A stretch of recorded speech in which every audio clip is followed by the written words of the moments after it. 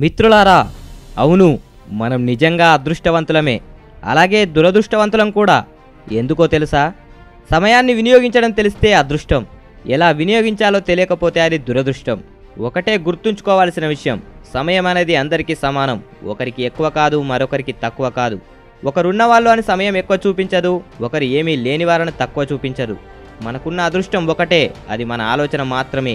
ఏమైనా చేయడానికి ముందు మనకేమవ్వదు, ఇది జరగదు అని ఎప్పుడైతే వెనకడుగు వేస్తామో అక్కడే సమయం చేజారిపోతుంది. అవ్వకపోతే అవ్వదు, ఒక్కసారి ప్రయత్నించి చూద్దాం అని ఒక్కసారి సమయాన్ని వినియోగించి చూడండి. ఓటమైనా చూస్తారు ఎలా ఉంటుందని, లేదా విజయాన్నైనా అందుకుంటారు.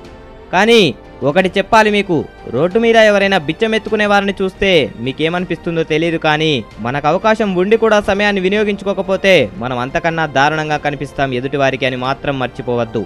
ఎలాంటి ఆధారం లేకుండా వాళ్ళు కనీసం వారి సమయాన్ని వినియోగించుకొని జీవిస్తున్నారు.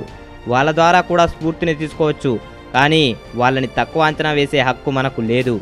సమయాన్ని ఒక్కసారి చేజార్చుకున్నారా ఇక మళ్ళీ తిరిగి రాదు. అదృష్టం అంటే ఎక్కడో దొరికేది కాదు, ఒకరిచ్చేది అంతకన్నా కాదు.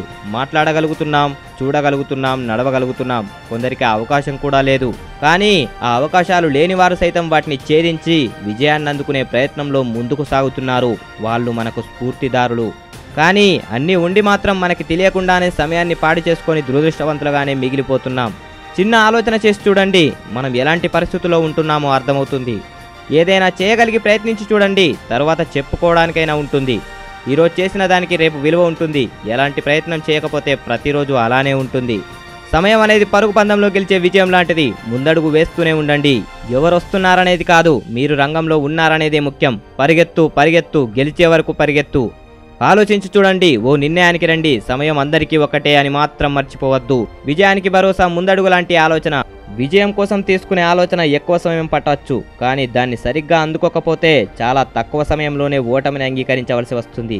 విజయం ఓటమి రెండూ కూడా తీసుకునే 1 సెకండ్ సమయంలోనే ఆధారపడి ఉంటుంది. ఇక్కడ మీరు బాగా గుర్తుంచుకోవాల్సిన విషయం, విజయం గురించి చెప్పే అంత పెద్దవాడిని కాను, కానీ చిన్న ఆలోచన ప్రయత్నం లేనివాడిని అయితే కాదు. ఒక్కడిని అవ్వడంలో తప్పు లేదు, కానీ ఒంటరిగా ఉన్నాననుకోవడమే తప్పు. ఆలోచన మారితే విజయాన్ని ఆహ్వానించినట్టే అని మాత్రం మర్చిపోకండి. ఎవరి మనసునైనా బాధిస్తే, తప్పుగా అనిపిస్తే నన్ను క్షమించగలరు. జై హింద్.